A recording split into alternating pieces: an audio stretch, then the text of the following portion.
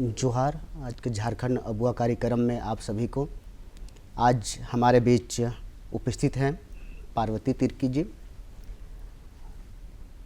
और इनका जो पीएचडी है कुड़ुख आदिवासी गीत जीवन राग और जीवन संघर्ष पे, और हमारे बीच इनको युवा पुरस्कार साहित्य अकादमी की तरफ से पुरस्कार के लिए घोषणा किया गया है। इसी पे आज हम परिचर्चा पे आप सबों के बीच उपस्थित हैं। पार्वती मैम अपना परिचय देंगे। आप सभी को मेरा जोहार।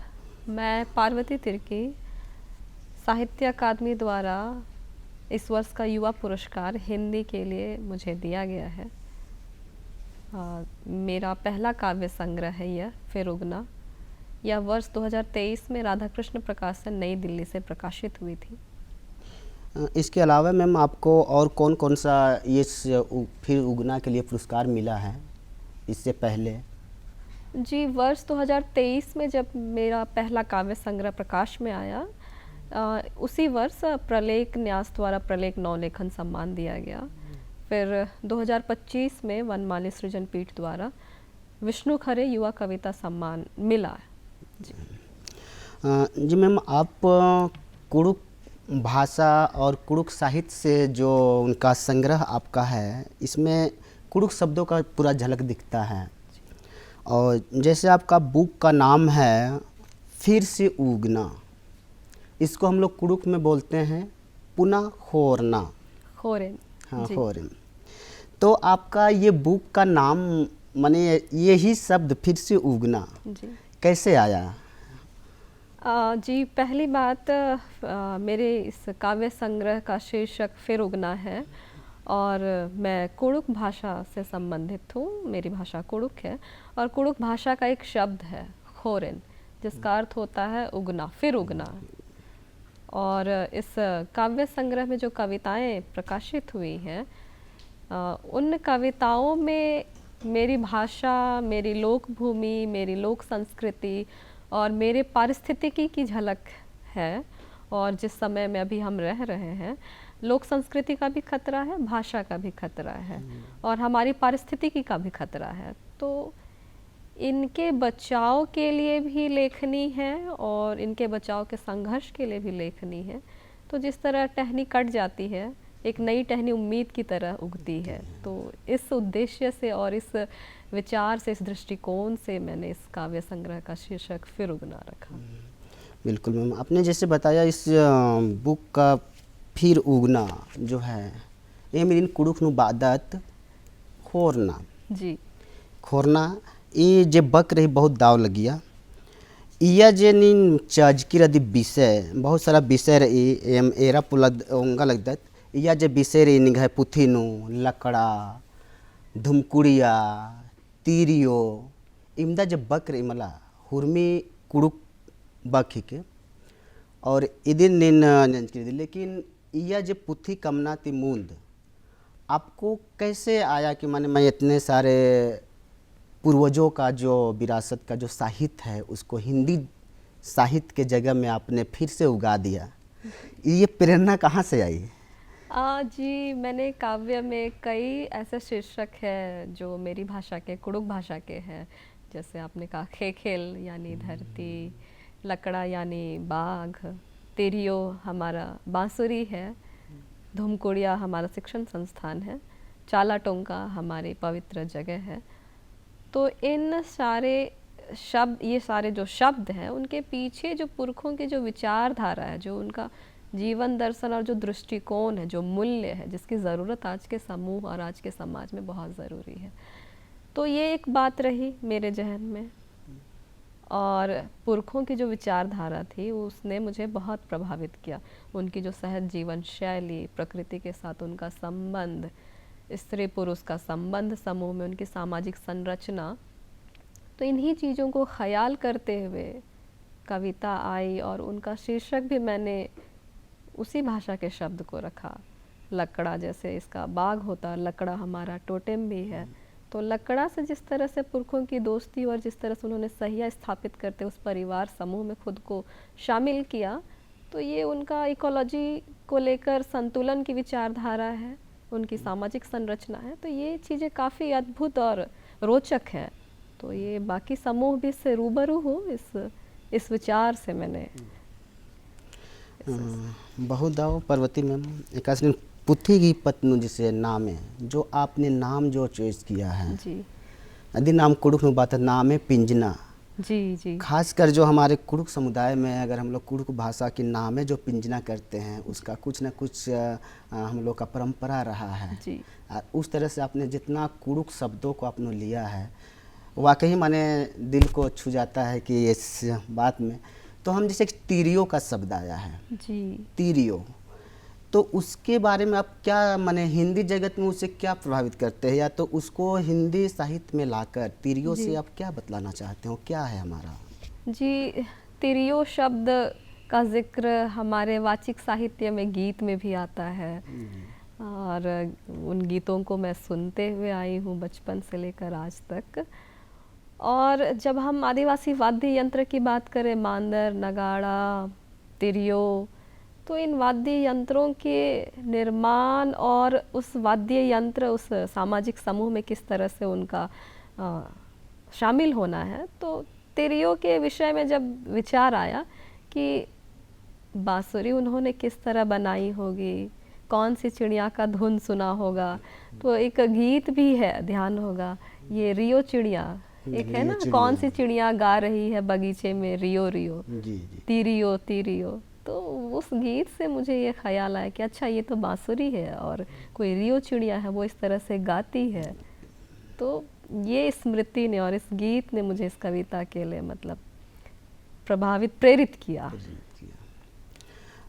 इसमें आपका दो शीर्षक और मैंने देखा फिर उगना में धुमकुड़िया जी धुमकुड़िया नमः कुड़ुक खोड़ानु धुमकुड़िया रही अधिक मझी और वो संस्थान रही, उसको आप माने हिंदी जगत में उसको क्या समझाएंगे आप, क्या उसको क्या परिदर्शाएंगे कि ये उरांव समुदाय का कुड़ुक समुदाय का धुमकुड़िया है जिसमें पेल्लो एड़पा जोंक एड़पा आता है, तो हम इसको हिंदी साहित्य में लाए हैं, तो हिंदी साहित्य में लोग इससे कितना समझ पाए हैं अभी तक?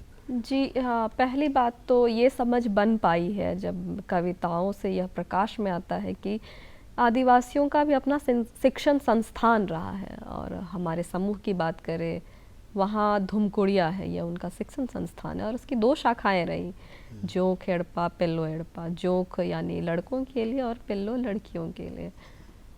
और इस शिक्षण संस्थान में वो प्रकृति के गीत, राग, मांदर बजाना, दिनचर्या में जितनी भी क्रियाएं शामिल हैं, कृषि के जो उपादान है, कृषि कैसे किए जाते हैं, वो सारी कई कई चीज़ें सीखते थे। और जब हम इस समय में हम रह रहे हैं, तो हम जिस शिक्षा व्यवस्था में अभी हैं, वो शिक्षा व्यवस्था इन सारी चीज़ों को किस तरह से सिखा रही है, और हमारा एक फ़र्क भी बन गया है, दुराव भी बन गया आदिवासी समूह का। तो ये मुझे एक तरह से झकझोरना इस समूह और इस समय को कि आदिवासियों की एक शिक्षा व्यवस्था रही थी जिस पर हम लोगों ने ध्यान नहीं दिया। इसी तरह गीती ओड़ा भी है, गीती चाड़ी भी है, गोटुल भी है, तो कई शिक्षण संस्थान रहे हैं। उनसे तालमेल बिठाने की ज़रूरत है, चूँकि जिस तरह की पर्यावरणीय समस्या है, आदिवासी जिस तरह से दिनचर्या को होल्ड करते हैं, वो जिस जीवन को जीते हैं, उन सारी चीज़ों की शिक्षा और उन सारी मतलब ट्रेडिशनल नॉलेज का ज्ञान ये सारे इंस्टीट्यूशन देते थे, और इस समय इसकी खास ज़रूरत है। तो यह विचार करते हुए मैंने कविताओं में जब धुमकुड़िया लिखा तो इन दो चीज़ों को प्रकाश में लाया। मैम आपका जो ये बुक है फिर उगना, कहीं ना कहीं ये बुक अभी हम युवा जो लेखक हैं या युवा जो पीढ़ी अभी साहित्य के क्षेत्र में काम करे, चाहे हम हिंदी साहित्य की बात करें या कुड़ुक साहित्य की बात करें, हमने देखा कि इसमें हिंदी साहित्य में सारे काम हैं, लेकिन जितने इसमें शीर्षक हैं या जो बातें कही जा रही हैं, अधिकतर बातें हमारी कुड़ुक साहित्य से माने कहकर उसको हिंदी शब्दों हिंदी भाषा में उसको किया जा रहा है। ये समाज के लिए या कुड़ुक समाज के लिए इससे कितने लाभान्वित होंगे अभी के जो युवा जो लेखन क्षेत्र में आएंगे? आज के युवा के पास भाषा का संकट है, ये हम सब देख रहे हैं, और जिस भाषा में हमारी शिक्षा दीक्षा हो रही है, होती आई है कई पीढ़ियों से, दुराव भाषा से निश्चित तौर पर हम देख रहे हैं। तो यदि हम संवाद की जिस भाषा में, चाहे वो हिंदी हो, चाहे वो अंग्रेज़ी हो, चाहे वो अन्य कोई भाषा हो, उसमें यदि हम अपनी ज़मीन की भाषा के साथ तालमेल बिठाते हुए बातचीत करते हैं तो भाषा के कई शब्द बचते हैं और उस भाषा का ज्ञान भी हमें होता है। तो कविताओं में कई आदिवासी भाषाओं के शब्दों का लाना इसलिए भी मुझे प्रभावित किया, क्योंकि मैंने रामदयाल मुंडा उनको पढ़ा, वंदना टेटे, दुलाय चंद्र मुंडा, उनकी कविताओं में भी कई उनकी भाषा के शब्द आते हैं। तो इनसे एक नज़रिया बनता है कि हम इन तरीक़ों से भी अपनी भाषा का बचाव कर सकते हैं और आने वाली पीढ़ी को यह दे सकते हैं। जी बिल्कुल, बहुत अच्छा कहा आपने। एन उल्टा और मेनता मेना वेदन, जैसे कि आप युवा के लिए के हैं और जैसे भी आप, जैसे वन्ना टेटे लोग का नाम जी जी कहीं ना कहीं साहित्य में मार्गदर्शन आपके ऊपर किनका किनका आशीर्वाद के साथ आया, जी जो आप आज फिर उगता और हमारे पूरा कुड़ुक समाज में फिर जी होरा लग दी थोड़ा लग दी। अधि थोड़ा सुन मने निंग है जे मार्गदर्शक रनर आरगी थोड़ा तू नामे तेंगे होलन जी कोढ़ा पत्नुआ खा के दावरो हाँ हाँ।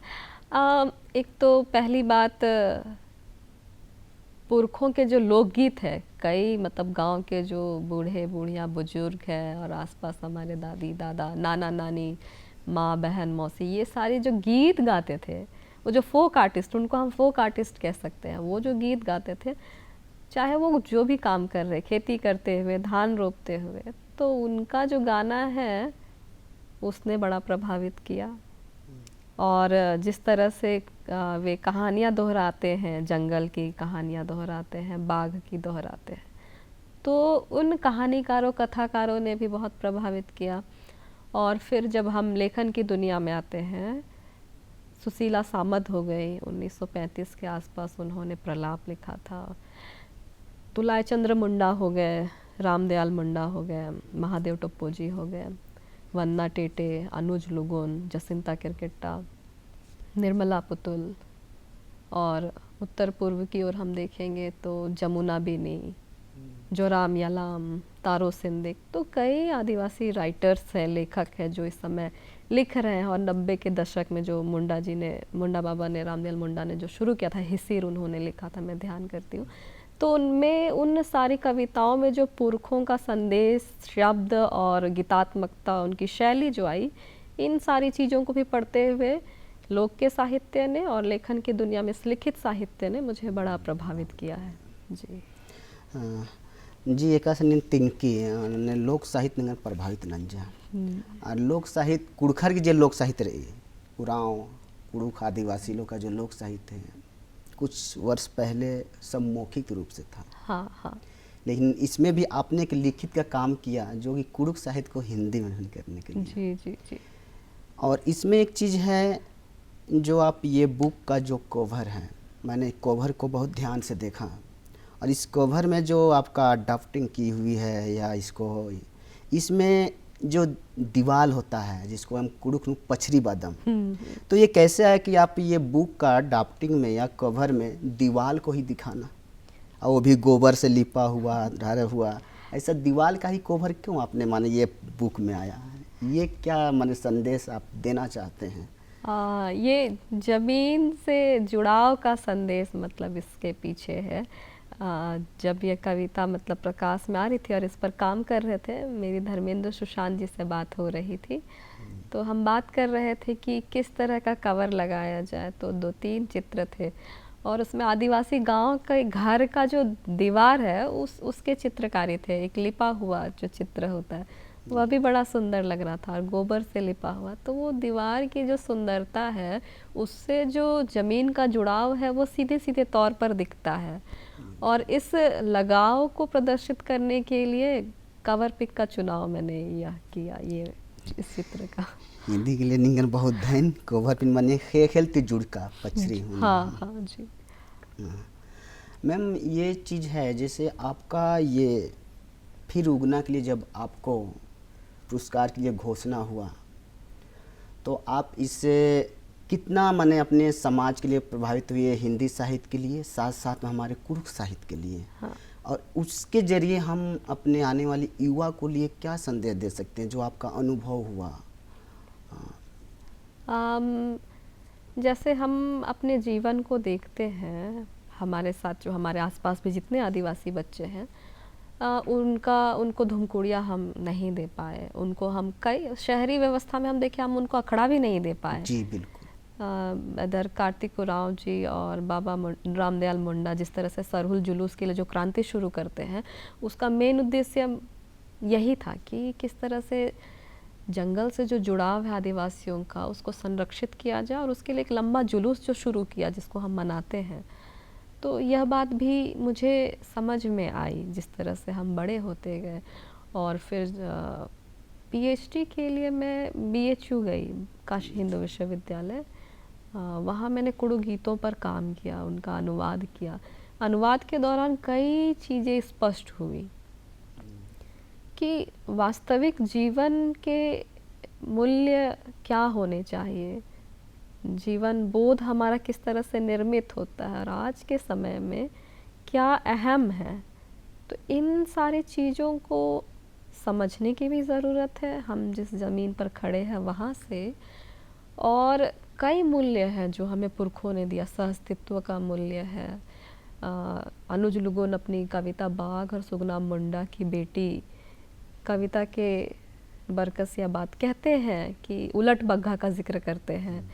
मिथक कथा है यह मुंडाओं की कि बाघ, दो तरह के बाघ का उन्होंने जिक्र किया है, एक जंगल का बाघ और एक शहर का बाघ।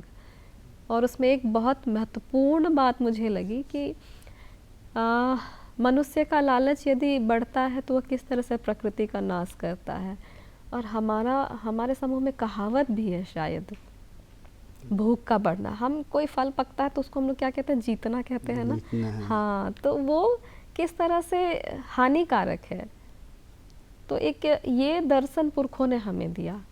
और आज के समय में यदि हम इस चीज़ को समझ लेते हैं और समझने की कोशिश करते हैं तो कई समस्याएं हल हो सकती है और जीवन के जो असली मूल्य हैं उनको हम समझ सकते हैं। तो आज के युवा को मैं यही कहना चाहूँगी कि एक तो वाचिक साहित्य जिस भी समूह के हैं, वो कुड़ुख के हो, मुंडारी के हो, खड़िया हो संताली और भी भारत के कई आदिवासी समूह हैं, उनका अपना एक साहित्य है, मौखिक साहित्य है। तो उस साहित्य को आज के समय में, आज के वर्तमान टूल्स के साथ समझते हुए यदि हम अपनी एक ज़मीन तैयार करते हैं तो समस्याओं का भी हल कर सकते हैं। और ये शैली मुझे गीत से ही समझ में आई। जब गीतों को मैंने अनुवाद किया तो उनका जो स्टाइल देखा, और किर, मतलब और में हम सवाल को गुनगुनाते हैं और किर में हम उसके जवाब तक पहुंचते हैं। तो पुरखों ने उस समय अपने आसपास जो समस्या देखे उसका जवाब ढूंढा। तो हमें भी अभी अपनी समस्याओं को देखना है और उसके जवाब ढूंढने हैं। और इसके टूल्स आपके वाचिक साहित्य में है। तो हमें वाचिक साहित्य को आज के समय में, आज के टूल के साथ, आज की समस्या के साथ देखने, समझने की और विश्लेषण करने की ज़रूरत है। ये मैं आज की युवा पीढ़ी को कहूँगी। बिल्कुल मैम, आपने जिस तरह से बताया कि युवा पीढ़ी को कैसे डील करना चाहिए। और हमारे कुड़ुख समुदाय में जो कविता है, या तो हमेशा दो वाक्य आते हैं जो बकपून बरी जे कुड़ुख खोड़ानू बानर, एक ना दिम तोकना कट्ठा दिम डंडी, और उनटा बानर की कुद्दो तो बेद्दो ओक्को तो अहोय। कहीं ना कहीं ये चीज़ हमको इसमें कुछ झलक आई है। तो ये दोनों वाक्य जो है उसको आप समझाते हुए मैंने क्या इसका परिदृश्य को ला सकते हैं हिंदी समुदाय में या हिंदी साहित्य में? हाँ, ये कहावत मैंने अपनी नानी से सुना था, एक ना दिम तोकना कत्था दिम डंडी। और उसकी लाइन मैंने अपनी माँ वाली पीढ़ी से सुना था, डंडी ही पंडी पंडी दुखन खंडी। शायद बाद में उन्होंने अलग से जोड़ा होगा। यानी हिंदी में इसका अर्थ है चलना ही नृत्य है और बोलना ही गीत है। इतनी सहज सी पंक्ति। और इसका ये कहावत और भी कई आदिवासी समूह में है। जैसे मैंने किसी अफ्रीकी ट्राइब में किसी को इसी कहावत के बारे में जब मैंने बताया तो कहा कि वहाँ भी इस तरह की कहावत है। तो ये बात है कि आदिवासी समूह ने नृत्य को इतना सहज रखा कि चलने की तरह वह सहज है। यह सहजता के मूल्य को उद्घाटित करता है। और गीत गाना बोलने की तरह है, हम जिस तरह से बात करते हैं उस तरह से गीत गाते हैं। इसमें जो सहजता का पुट समाहित है, इसको यह कहावत उद्घाटित करता है। और जिस तरह से अभी के समूह में इस चीज़ को रेस्ट्रिक्ट कर दिया गया है, गीत कोई एक ही गा सकता है, नृत्य कोई एक ही कर सकता है, आदिवासी समूह में ऐसा बिल्कुल नहीं। वहाँ हर व्यक्ति गीतकार है और हर व्यक्ति नृत्य कर सकता है। तो ये उनकी सहजता है, तो यह मूल्य है इसके पीछे। ये मूल्य। और दूसरा था कि कुद्दोय होले बेद्दोय ओक्कोय होले हक्कोय। हाँ, अगर तुम संघर्ष करते हो तो पाओगे। जी। तो ये तो मतलब मनुष्य का मतलब हुलोपरिया से ही हम कह लेंगे आज हम जिस समय पे है, उसका यह नियम है कि गतिशील हम जितना रहते हैं हम चीज़ों को प्राप्त करते हैं। रामदयाल मुंडा की भी एक कविता इससे मुझे याद आती है, नदी के बारे में है वह कविता। कहते हैं नदी जब रुकी गंदला गई। तो नदी का रुकना किस तरह से गतिशीलता के बाधित होने के परिणाम को प्रदर्शित करता है, वो यहाँ स्पष्ट है। तो मनुष्य के जीवन में गतिशीलता आवश्यक है, समूह में गतिशीलता आवश्यक है, उनकी सामाजिक बनावट में गतिशीलता आवश्यक है। तो यह मूल्य है इसमें। और उनका कत्थर ये कि जैसे निन कुड़ुक समुदाय के साहित्य को हिंदी जगत में लाए, जी, तो हिंदी साहित्य के माध्यम से और कहाँ तक इसको माने ये हम प्रचार प्रसार या तो उसको प्रभावित कर पाए, माने उसको जगह बना पाए कुड़ुक साहित्य को जैसे हिंदी के माध्यम से। जी, मुझे एक नोबेल प्राइज़ विनर साहित्यकार ओल्गा तुगार्चुक की एक बात याद आती है। उन्होंने कहा था कि साहित्य सीमाओं से परे है, वो कई सीमाएं लांघती है और वो लैंग्वेजेस को भी मतलब उसके बैरियर को भी तोड़ती है। तो जब मैंने कुड़ुक भाषा और हिंदी भाषा के साथ इस तरह से संवाद स्थापित किया, तो इस संवाद को लेकर जो प्रतिक्रियाएं मिली कविताओं को लेकर, कई भारत के अलग अलग भाषाओं के लोग उसको समझ पाए और समूह में जो मौजूद अच्छी चीज़ें हैं, जो शब्द है, उसको अडॉप्ट करते हुए अपनी चेतना में एक अलग तरह से निर्मिति कर पाए कि अच्छा समूह में इन सारी अच्छी चीज़ों की ओर हम ध्यान दे सकते हैं। तो इससे एक ये बात भी बनती है कि उसके समूह में भी जो उनके जो शब्द हैं, उनकी जो भाषा है, जो उनकी अंडरस्टैंडिंग है अपने सराउंडिंग के चारों ओर जो बनी हुई है, निर्मित हुई है, तो उसको वो इस माध्यम से उद्घाटित कर सकते हैं। तो यह एक बात होती है। बिल्कुल। और अभी जो है फिर उगना को लेकर हिंदी साहित्य के साथ साथ और कितने साहित्य के लोग आपसे उगना के बारे में माने पूछ चुके हैं। हाँ, इस वर्ष का अकादमी पुरस्कार की घोषणा जैसे ही हुई, देश के कई हिस्से से, महाराष्ट्र से, उड़ीसा से, राजस्थान से और उत्तर पूर्व से कई आदिवासी भाषा के लोग और कई लोग, साहित्य से प्रेरणा लेने वाले लोगों ने संदेश भेजे और उन्होंने खुशी जाहिर की कि हाँ, कई ऐसे शब्द हैं, कई शब्दों का ज्ञान हमें समृद्ध करता है। तो कुड़ुक के कुछ ही शब्द मैंने दिए, इसी तरह कई भाषा के शब्द हैं, तो वो इससे प्रभावित होकर लेखन की दुनिया में आते हैं और तालमेल बिठाते हैं, तो हम भी उन नए शब्दों को सीखने के लिए एक जगह बना पाएंगे। बहुत अच्छा। और एक मन में सवाल आता है मैम, आपने कुड़ुक समुदाय से इतनी सारी चीज़ों को सीखा और आपने बीएचयू तक पहुंचा, जी, तो इसमें मार्गदर्शन इनका रहा होगा जो आपने कुड़ुक में जो पीएचडी किया। जी, जी, जी, जिसमें हाँ। पीएचडी किया, ये बहुत जटिल बात, कितनी बड़ी आपने बीएचयू में जाकर उसको पीएचडी के डिग्री आपने लिए कुड़ुक आदिवासी गीत, जीवन राग और जीवन संघर्ष में। ये जो इतना बड़ा विचार या इतना बड़ा विषय या इतना बड़ा टॉपिक जो आपको कुड़ुक समुदाय से उठाए हैं, जी, जी। ये मैंने आपको कैसे आया मैम इतना, ये बहुत बड़ा चीज़ है। हाँ, दरअसल मैं पढ़ाई के लिए जब बीएचयू गई और हिंदी साहित्य से मैंने बीए किया और एमए की पढ़ाई की और पीएचडी में जब गई, मुझे मेरे सुपरवाइज़र मिले प्रोफेसर आशीष त्रिपाठी। मैं उनके प्रति बहुत कृतज्ञ हूँ और थैंकफुल हूँ कि उन्होंने मुझे यह विषय मतलब उन्होंने कहा कि किस समूह से है, उस समूह का क्या लिटरेचर है, तो बात हुई इस विषय पर कि जी उसका लिटरेचर है। और W.G. आर्चर ने भी उनके लिटरेचर का संग्रहण किया है, और हालांकि अनुवाद उस तरह से नहीं है, और साहित्य तो सारी सीमाओं से परे है। बिल्कुल। तो हिंदी साहित्य ने इस विषय को स्वीकार किया कि आदिवासी साहित्य के जो मूल जीवन बोध है, उनका जो जीवन बोध है, उनकी जो दिनचर्या है, उनकी जो संस्कृति, उनका जो लिटरेचर, उसके लिए जगह बनाया, और इस प्रस्ताव को उन्होंने स्वीकार किया, और मैं इस विषय पर काम कर पाई। बहुत अच्छा। और उसी का जो आपका बुक है, कहीं ना कहीं वो आपका PhD का ही रेफरेंस मैं मानूं कि इस जो बुक है कि सबके बीच आ पाया। हाँ, PhD का और पूरे वाचिक साहित्य का, बचपन से जो मैंने वाचिक साहित्य अपने समूह का सुना, वो पूरा मतलब कलेक्टेड मेमोरीज है।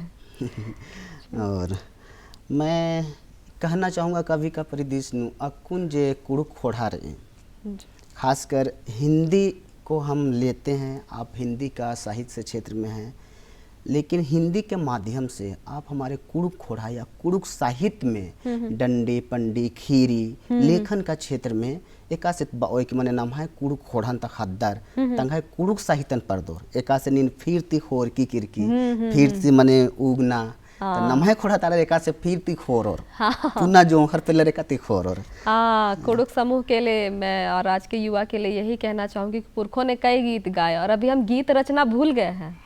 तो अभी के समय में, अभी के कॉन्टेक्स्ट में गीत की भी रचना करें, गीत को गाएं भी।